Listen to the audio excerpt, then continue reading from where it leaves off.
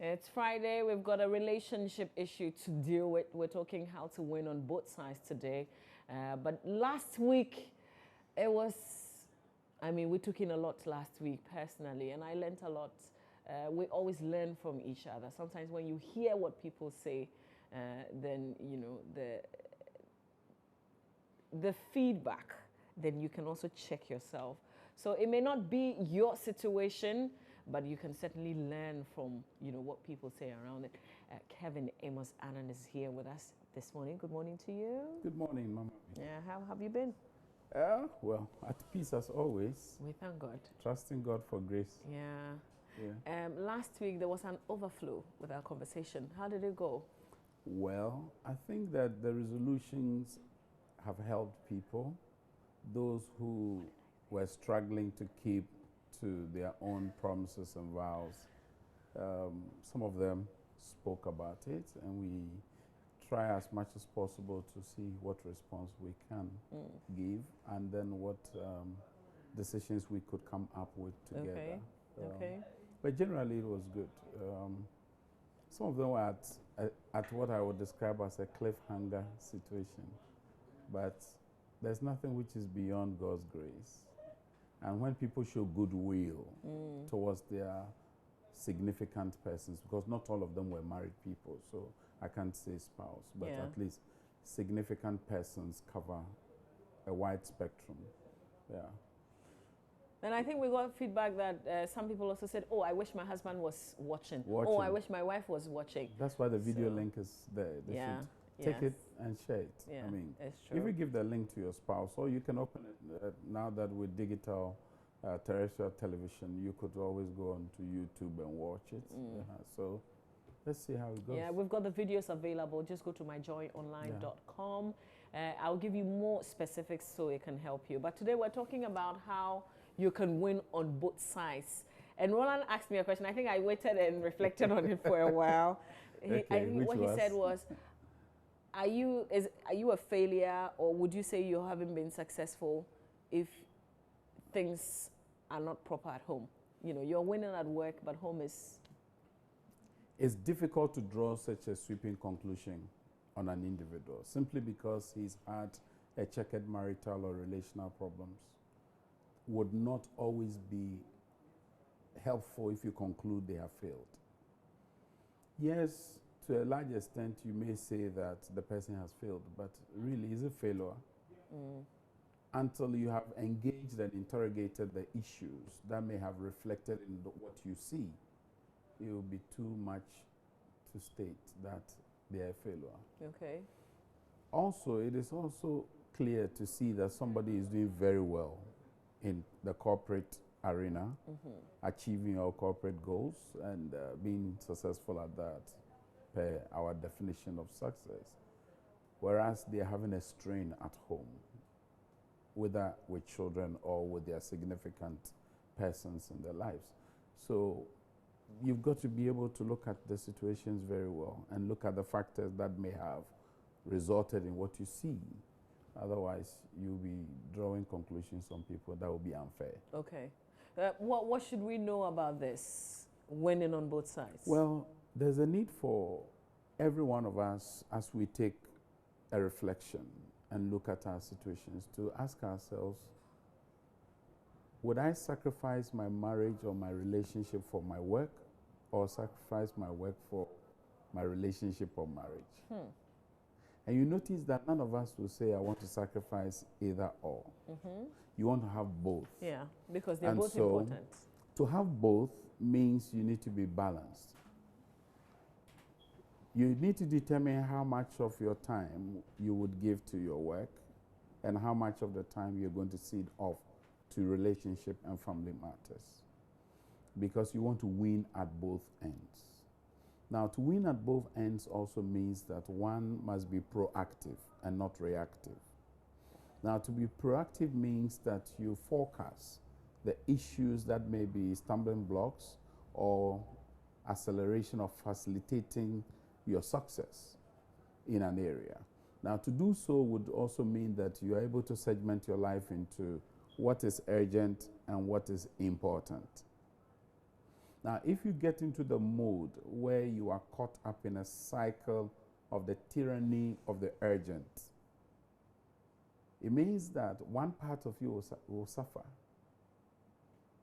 So if my work is constantly on an urgency mode, it means that you are always going to leave your spouse or significant person feeling abandoned. And in that case, you'll be losing them. Now, it is more acute with women because they tend to want to have more attention, proximity, warmth, and all those things because it gives them assurance.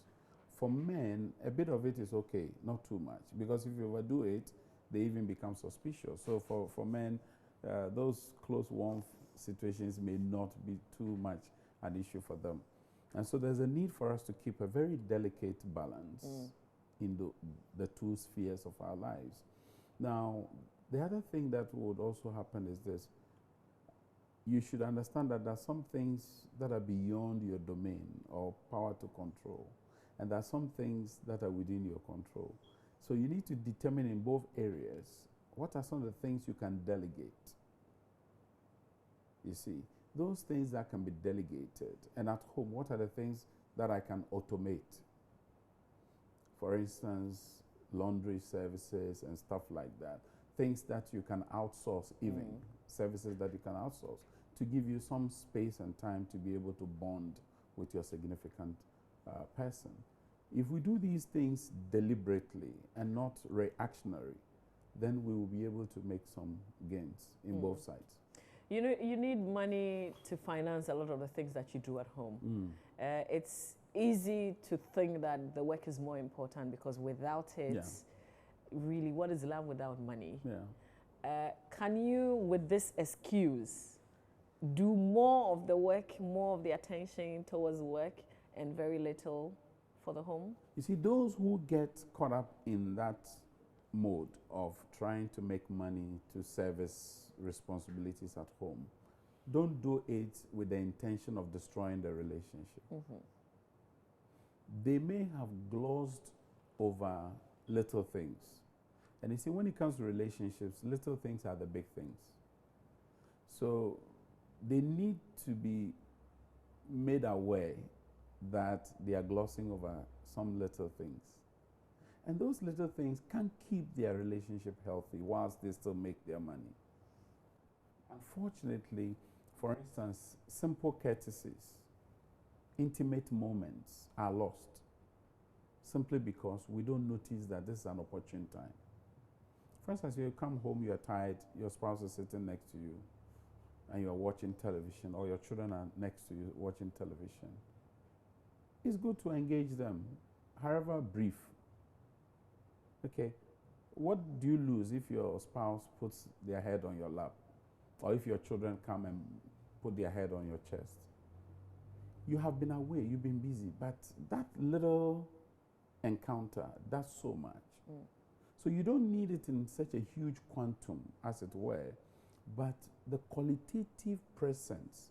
You see, there are people, they may be there, but they are not present because they are busy with their third-party friends and they are alienating their significant people. And it comes up every time we have our couples program. The issue of third party in the person of the gadgets. It's taking spouses. Some go to their bed whilst their wife is lying by their side. They're busy with their phone, the tablet or iPad, or some even laptop on their pillow. And they sit and they are working. When your spouse is lying next to you, no conversation because you've got to work. But what if you win at work and you lose at love?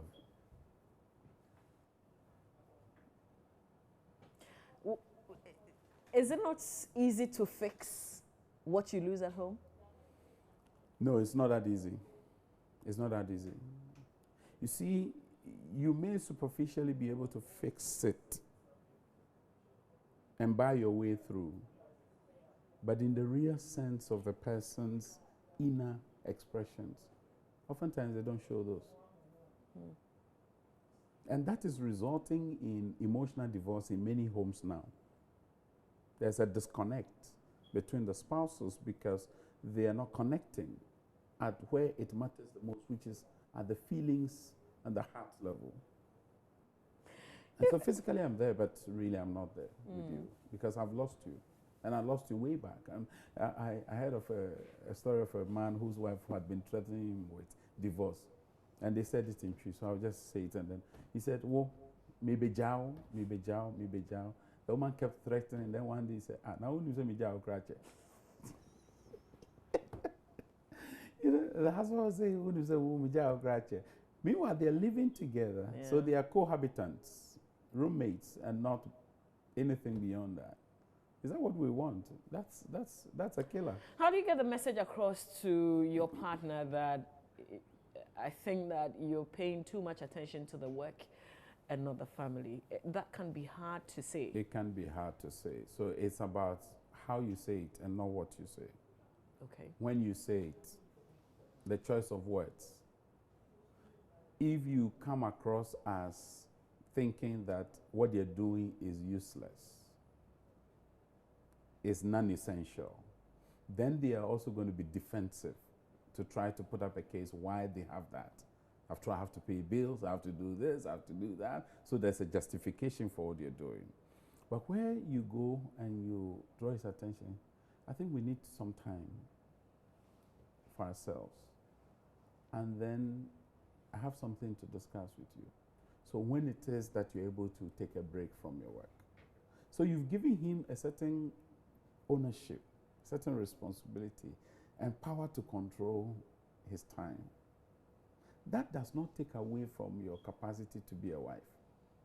Unfortunately, if you just oppose that with the situation, you say, "You're spending too much time on your gadgets.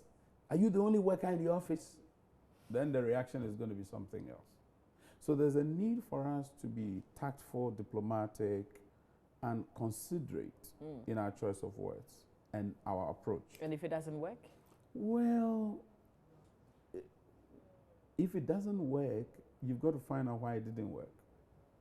Because it is said that when you're pulling a cord and it's not coming, it means something is holding it at the roof. So once there's this situation, you've got to find another way. Perhaps what he's doing, can you get involved? Play a supportive role rather than an alternative to what he's doing. "Oh, Kay or Joan, can I help you with what you're doing? Is there anything I can help you with?" You get interested in what they're doing. So they draw you in or you draw yourself into it, and then you may accelerate the pace. For all you know, he's putting some figures together from a data sheet. Can you read out the data for him? Or her, if it is your wife. That it doesn't take it. Even that engagement itself creates an atmosphere for warmth.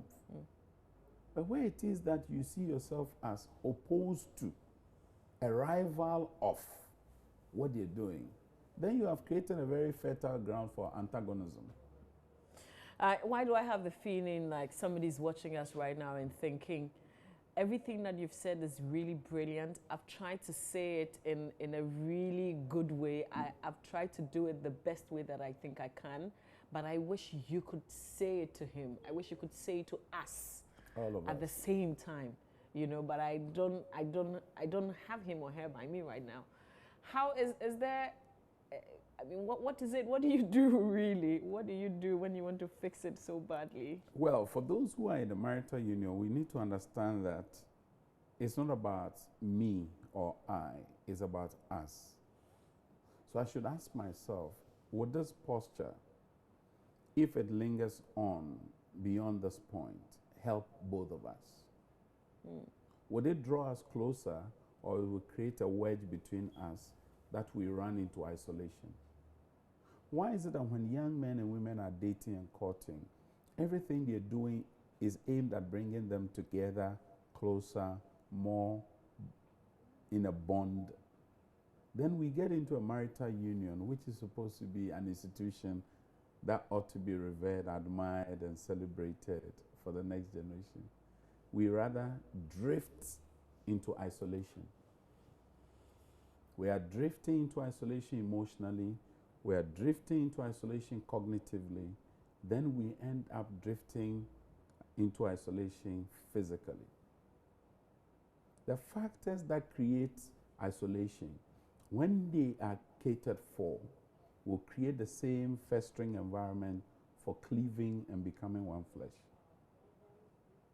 I mean, it's a basic thing. Because if you're doing anything that is hostile to your relationship or marriage, if you stop those things, it creates a good opportunity for you to bond. And every year, there are 3 questions I ask myself. What were the things that I was doing previously that facilitate the bond between myself and my wife, and myself and my children, and the people I work and associate with? I need to go back to those things and to look at them. If I have stopped, I need to start them again. If there are things I need to stop in the past, I should ask myself, have I stopped them? Then currently, what are the things I'm doing now which will not help the union if I continue? Which will not help my relationship with my children if it persists? For instance, coming home late, eating late, doing these things that don't help, not getting involved in their homework, not getting to know how school is. If I'm not doing that, I need to start something immediately. Maybe because of your work, you're able to have those reflections, but ordinarily, are these thoughts that can just run into somebody's mind? Mama V, you see, the thing is that we always give attention to things that are important to us. Now, my question is, if your hair is so important to you and constantly will go to the salon to ensure that there's no odor emitting from it, what prevents you from looking at your marriage or your relationship and doing same? A little sleep, a little slumber, and weeds will gather around it. And it's not witches, it's not demons. You have allowed certain things to creep in. And so it's not the nature of anybody's work, because everybody has the capacity to do same. Why is it that people are upgrading in the offices? Because they're looking for opportunities to make good returns or to occupy places of prominence or prestige. That comes with its own facilities. What about me looking at my marriage and asking myself, am I improving or depreciating? What stops me from thinking about that? Because sometimes we think that water will find its level, so we assume that, oh, it will be okay. But it won't. It must take deliberate, intentional effort. It does. Because nothing has just happened automatically. It happened because people decided that this is going to be the course of action we take, expecting these outcomes. So what are the outcomes you expect? And you need to do a forecast. And each one of us has something we were doing in the past we may have stopped. We have something we are doing now we must stop. And there are some things we haven't even done. If we started, will help our union. And that's the third question. What haven't I done, which if started, will help my relationship? And you find a plethora of those things that you haven't done. And some of it, if your significant person gives you a feedback with these 3 questions, you'll be amazed what they will write. Because the last 2 weekends, I've taken 2 different sets of couples. One was purely ministers and their spouses. The other was a mixture of professions. And I had found that almost the same things that were complained by the pastors were complained by the people in the laity. And the pastors' wives were craving for things that people who are not married to pastors' wives were also craving for. And so a human being is a human being, no matter where they find themselves. And we all have the same needs. These 3 important questions, is it one that you ask yourself alone, or the two of you can sit together? You can do it on your own. That's the first part. And ask your significant person to do it and give you a feedback. Okay.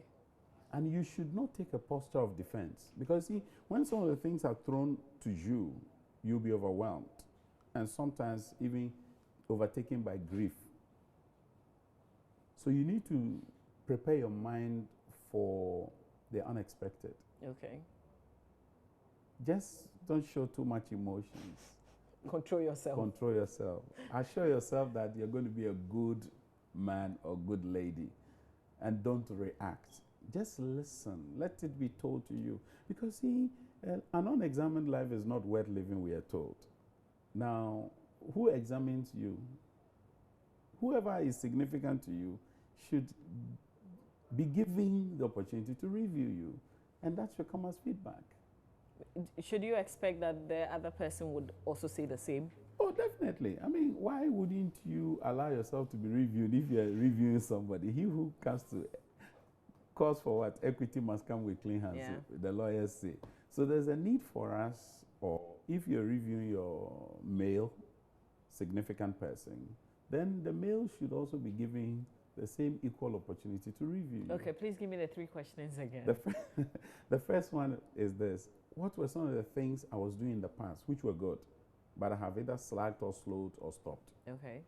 The second one, what are the things that I'm doing now which must stop if this relationship or union must be the best as we aspire for? And the third one, what are the things I have never done before or have not yet started, which when started, if started, could help the relationship or the union? Okay. There are 3, but they are loaded, I tell you, Mama. Yeah. You can get, I mean, I did one I'm between thinking right now. a set of couple. I mean, 2 sets of couples said, you'll be amazed. The women wrote almost 2 pages, and the men wrote just half page. It tells you that women always have a lot because they think in quadruples. Men think in segments. Yeah. And I can tell you one of the things that will make the lists. Which one? Sex.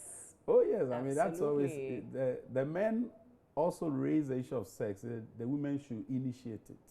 And it runs through all the time.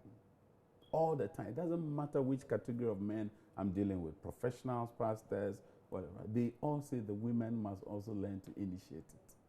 Then the women also say they should not only come to us when they want sex. And that also runs through. Then the issue of they must learn to prepare us. That one is a big one. It's early morning. I can't go into the details. I know. And I remember saying to you before that that's one of the things that whenever I heard in the past, I'll say, oh, which one is prepare? Which one is prepare? I mean, why should somebody send you a message and tell you things? But I think it's very important. It is. Yeah. It is. It's at the heart of response. Yeah. You know, we're going to run this too for couples, sexual response. And you will notice that there's always a disequilibrium because communication is not allowed to come from one end and feedback is created. And so we are second guessing each other, we are assuming on each other, and sometimes we get into the unfortunate situation of mistrust and suspicion. Why? Because we haven't dotted the I's and crossed the T's. We go into functional communication, which is, oh, the children's money is here. Oh, this is there. That's functional. It's got to do with things being done. But what about intimate conversations? What the young people call pillow talk. Young men and women are dabbling in anadriade. Conversations that are very deep, intrusive, and very engaging. Yeah. They are post ends, but yet they are connected in profound ways. And yet a husband and wife are lying together in the same bed and they are so disconnected. Couldn't it be because they've had the conversation already when No, they were dating? Well, you should not exhaust your conversations prior to marriage. Marriage must even give you the greater opportunity to even be more engaging with your conversation, more engaging with your play. One of my favorite activities for couples is the kiss activity. The kiss? What's that? The kiss activity is one of the trust games that you do. You let the wives have bright color or dark color mixed lipstick in the morning before they come to the meeting. And then you plant as many kisses on your husband's face as you can. And the woman with more kisses wins the day.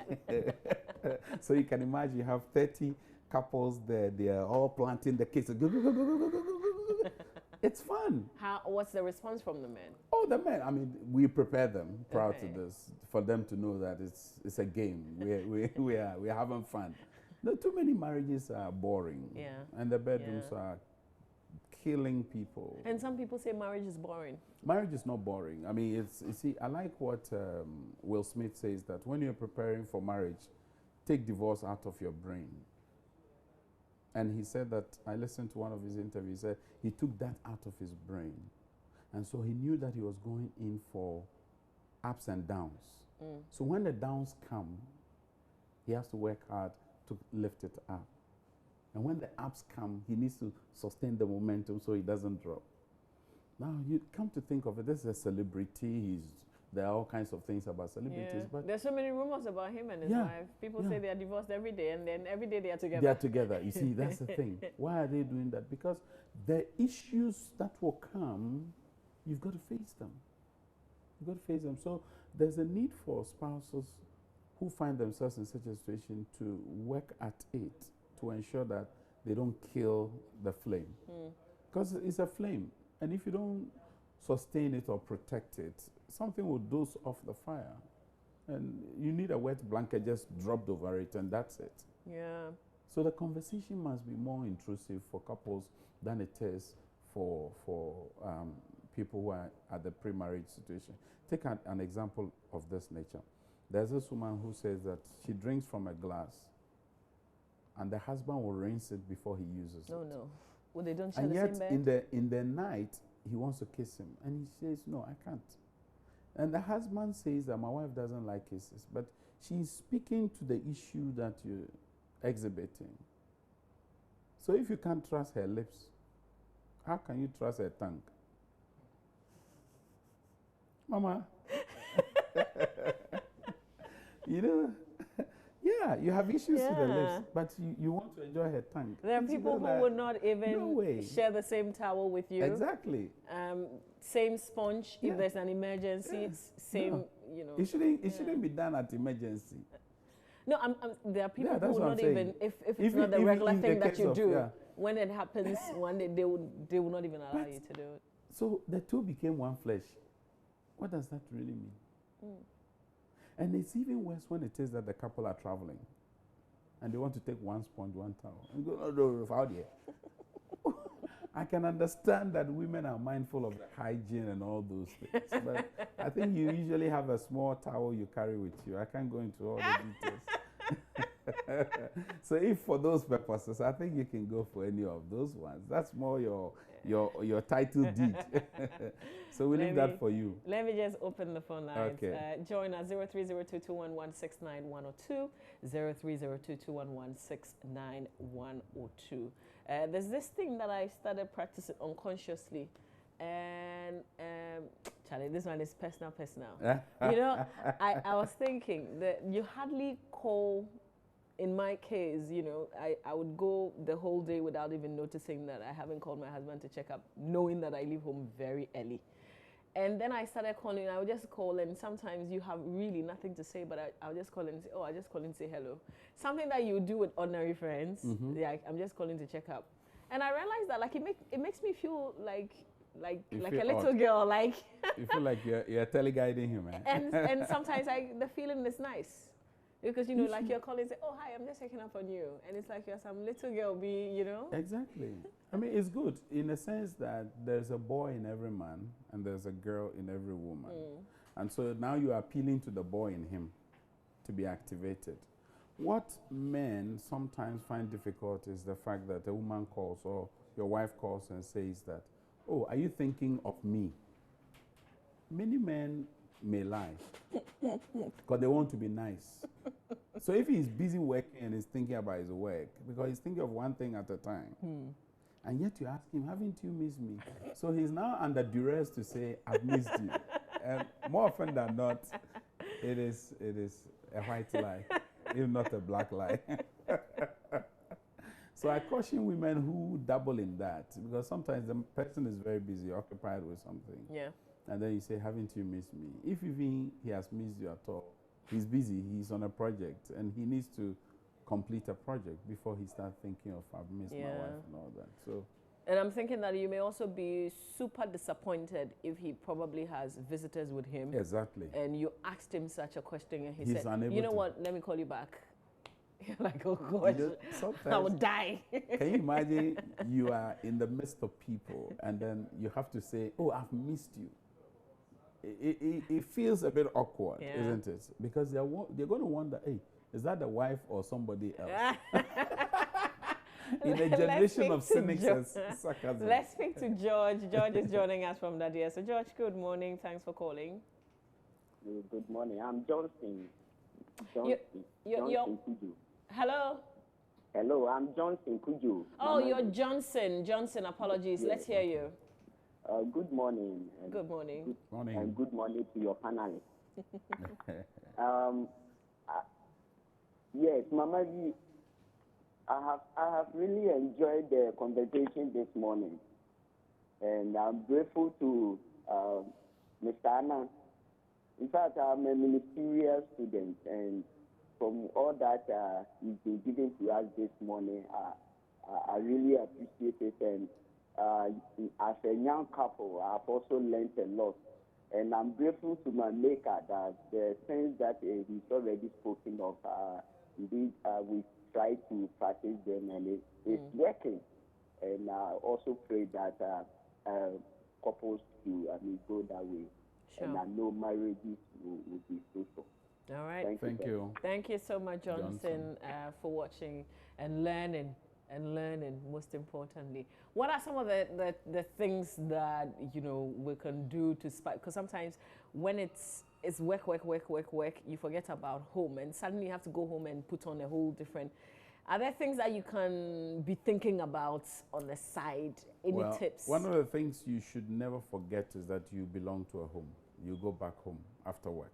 Yeah. And so you should ask yourself, how is home going to be when I get there? Okay. Have you created a congenial atmosphere where there's spice there, or there's a flame that has gone out of control? The second thing would be that you schedule intentional moments for the home. You've got to schedule intentional moments. If it is that you can reach your spouse, once in a while, do so. By WhatsApp, by any means possible. Yeah. Try and hear from them. You can send a voice note if they are busy people. They can play it at their own good time. Yeah. The third thing would be that when you close, please go home. We'll come back and talk about this. Let me speak to Kofi. Kofi is in Kumasi. Kofi, good morning. Good morning. Kofi, I'm very well, thank you. I'm thinking about you. Are you out on the streets already today? Yes, I'm out of the street. Okay, so how was last night? I was in those you have to. Hello? Yes, Kofi, you're on. Good morning. Yeah, hello. Is this Kofi? Last night was too. I was in those throughout. Okay.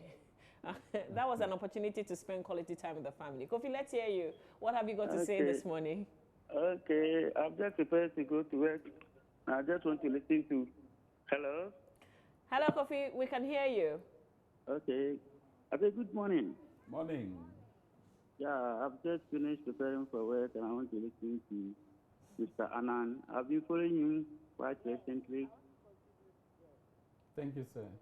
And his sermon or the council has given greatest take my life. Thank you, Kofi. Okay, Kofi, we appreciate your watching and listening to the conversation. Let's move on to Grace. Grace is in Tema. Hello, Grace. Good morning. Hello. Good morning. Good morning, Grace. I hope you're well.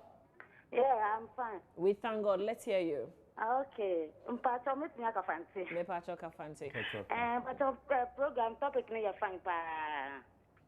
Minimi count na se ye. Okay. Fine. Enti eden na mwasua so far. First no na onya time ma me ye di nkomo me nu edua na otumi be bo me ye discuss rough things.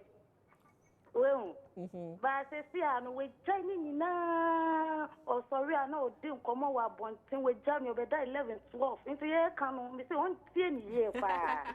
Na dia we ye fi mu nyina on fan hye mu.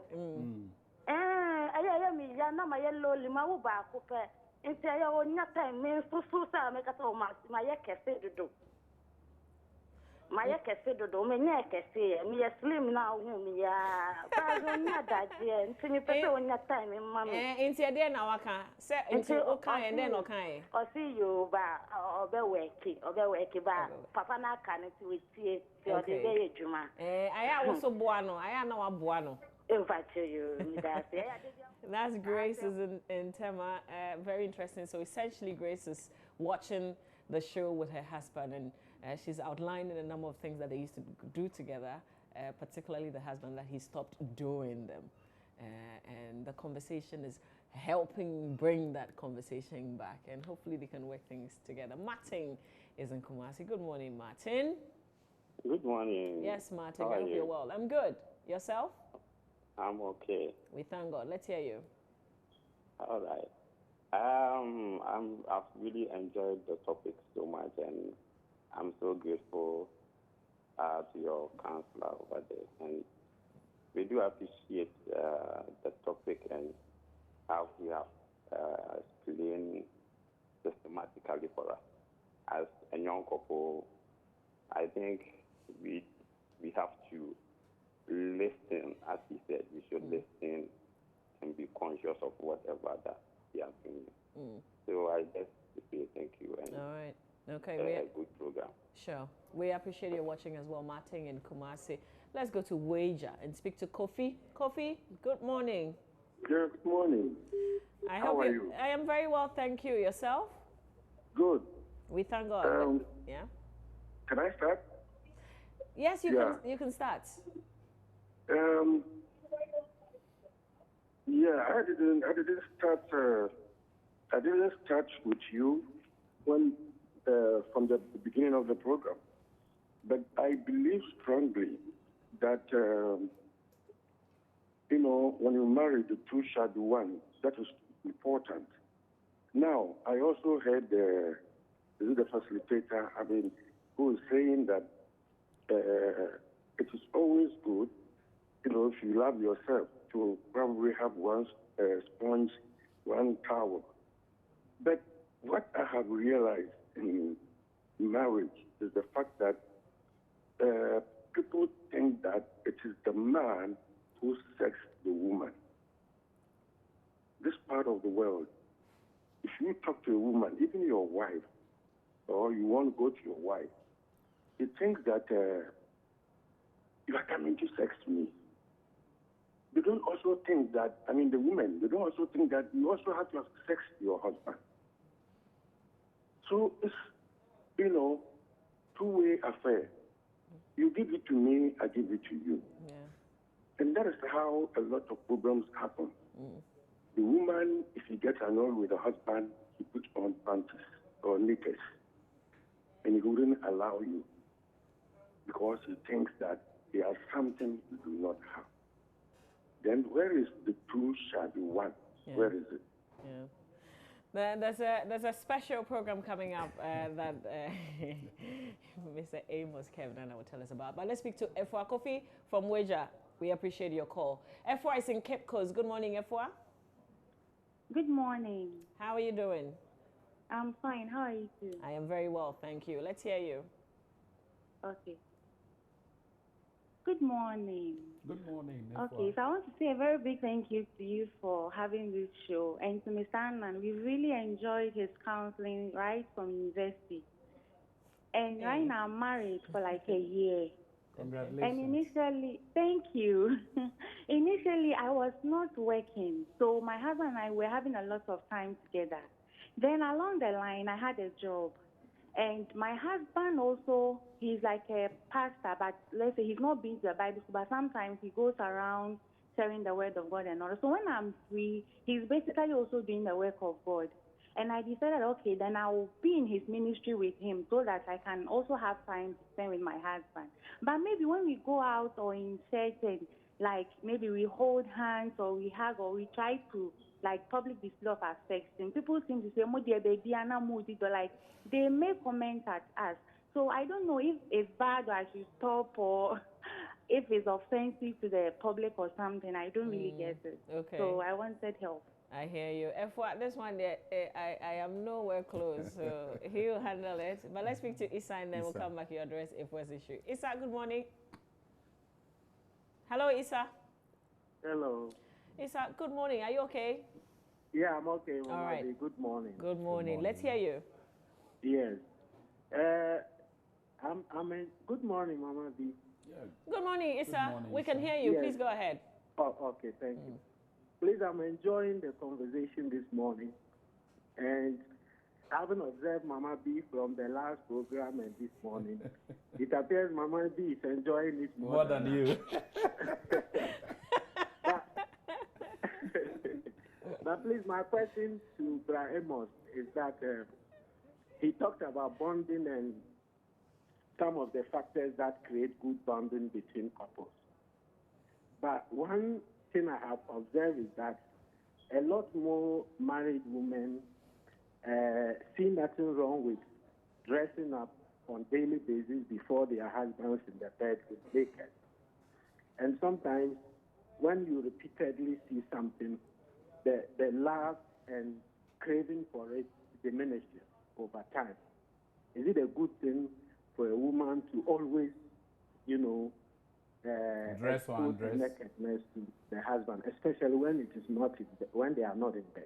Okay. What's your personal thoughts on that? What's your position? I see that to be not too good. Okay. The conduct, yes. Okay. Not But too I don't good. know what the expert thinks about it. Okay. All right. Thank you so much. And yeah, obviously, what do you expect? Challenge me too. I mean, the women are strategically positioning themselves, not necessarily asking for sex.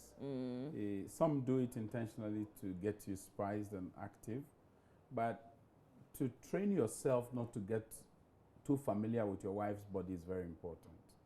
There must always be a wow factor when you see your wife. You have to train yourself You, the to man, not to must get too familiar. Too familiar Okay. with your wife's body, to the extent that familiarity breeds content. Oh. Because it's in the minds of some people, oh, I've seen it too many times. You should not see it too many times and get fed up. Okay. Because women love it when they are pursued. Chase them. And one of the things they can do to get you to chase them is what you have just described. I mean, IFWA also mentioned the issue of public expression of our intimate activities. You have to be careful about where you do that, because some settings, it will become an issue that will call for itself protest.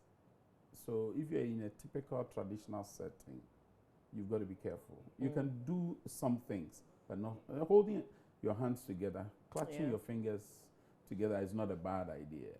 But if you're going to show this is where you do your all the kissing and all those things, then you are bringing to yourself too much attention. So, but otherwise, keep doing that. Keep loving your spouse and letting your spouse also love you. But don't make those things as a statement to spite people. Sometimes we can also do it to spite others, that things aren't going well for them and we are the best, couple on the block. No, don't set those things. Under promise and over deliver. Yeah. Okay. Yeah. All right. So there's something special happening. Oh yes, this year also we are having a creative couples conclave. The Catholic system, when they go for a conclave, they always come up with a pope, and which is good. We're hoping that the spouses, the creative couples, would hang out this time, and it's open to the public. This year we're having it at the Forest Hotel in Dodowa, and there's a number there you can call. It's on the 3rd. The arrival is 3rd. The hotel check-in is from 1 p.m. And it's at your own pleasure what time you want to come in after. But the session starts in the evening. We have a candlelight dinner, and we're going to deal with, we're bringing a sexologist to deal with the issue of what? Okay, you just heard me. We are going to run a test for couples on their sexual responses and to see where we can give them additional attention. Okay. We're going to have Auntie Joyce come to speak to the men about expectations of wives. Dr. Joyce, Is it? Because I was going to say Yeah. Joyce. Are you? Yeah, yes, she's going to be there. Dr. Emmanuel Hobson will also speak to the women on the issues that men want to bring to the attention of their spouses. We will have a cruise on the lake Saturday morning, but we'll get there and do a couples in locked arms, walking barefooted across the Adome Bridge. It's a romantic activity to do, never to be lost on anybody. You can imagine walking in Akosombo, part of it, and then coming to the Adome Bridge, barefooted with your wife or your husband in locked arms. I think What for a most glorious- people, that's something they've never ever done Yes, before. many people. Last year, Yeah. all those who came, are coming back, and we are giving some more space for additional people. If you want to participate, you need to send your name and your email to the number on the screen. 0266 803 285. 0266 803 285. Yeah. So it's 3rd to 5th. Okay. Yeah. 3rd to 5th of March. It's Friday, 3rd to 5th Saturday, of March. and Sunday. 2 Okay. nights, 3 days. Oh, this has And then been there's properly next planned. day 6th is of a March is a holiday. We deliberately put it there. So Okay. that it's a moment to disengage from the busyness. We are not allowing children, unless they are lactating children, breastfeeding, being breastfed, because it's sometimes a bit distracting to have toddlers around. And we want you to come and consummate. Come and consummate. I only pray that ahimfia protocols and all those things, there will be no impediments for those who want to come. But if even there's impediments, you can deal with it. You can be gracious. You can Okay, so people can begin to call. Yes. Are you calling this number, or you are WhatsApping the number? Or You can texting call, the you can number? WhatsApp. If you want to come, you can send a text. Okay. It's all welcome. All right. 0266 803 285. But as always, I want you to leave with a certain number that people can get in touch there. Yeah, Lots I of mean, people for out those there who are couldn't call watching the us. show and you want to keep in touch with me for any conversation, you can use 020 936 9199. This one doesn't have WhatsApp. Okay. 020 936 936 9199. 9199. 9199. Yeah. But don't WhatsApp. It doesn't have It WhatsApp. doesn't have WhatsApp. Just call. And please call Or after text 9. message. Call after 9 a.m. Yeah, I don't pick calls from this show after 9 until after 9. okay, because yeah. I'll be on air. Yeah. Yeah. All right. So finally, what would you want to say to us on What I would say is win-win? that it's important to keep the balance. Are you losing at work and winning at home, or you are winning at home and losing at work? Can I cut you? Because when you said go home early, I said we'll come back and talk Oh about yeah, it. go home earlier. Go home early. Well, you see, some people close from work and they go and sit at the pub and all kinds of places. Like the lady said, the person will get home after midnight. Yeah. It's not helpful. Today is Friday. And Typical. if you are There'll be somebody lots who of wakes people up with early and events. have to beat the traffic, you add to your stress. You add to your stress. It's not healthy for you, but it's also going to affect your union. Yeah, so there's a need for you to make some sacrifice. The boys and the girls can be deferred to the weekend. Let your friends understand that you are telling yourself this week you are fasting from them. You can do so on social media, but you're fasting in terms of active engagement with them so that you can do some home chores. Okay. You have to prioritize whatever is important for you. Okay. So go home early. Yeah, go home early, both men and women. Don't use the traffic as an excuse. Some Go women home. go to the mall, just sit there, they're watching movie alone, they're taking a drink alone, when they could go home. If it is to beat the traffic and let it subside before you go, fine. Because sometimes you could be in traffic for 3 hours or 2 hours. If you're going to be in the traffic, then that's a different matter. Even that, communicate to your spouse, I'm going to be late. You know, many people are taking their spouses for granted. You know you're going to be late. If you're caught up in traffic, why don't you communicate? A text message, a voice note, or a call, just to show them that they are significant. Because see, you can't call somebody significant when you take them for granted. Yeah. Yeah. I'm taking your Adom time. It's 14 minutes after 8, so we have to end it here. It's the same multimedia. Yeah, I know, but I don't want to be on their bad side. I know. Amos, Kevin, Annan, thank you so much for your time today. And I pray that a lot of people call, because this is one of the rare opportunities, this kind of bonding you need. So please call the 0266 number and get involved with this special activity coming up from the 3rd to the 5th of March 2017. We'll see you soon. Definitely. Yeah. Thanks for having me. Sure.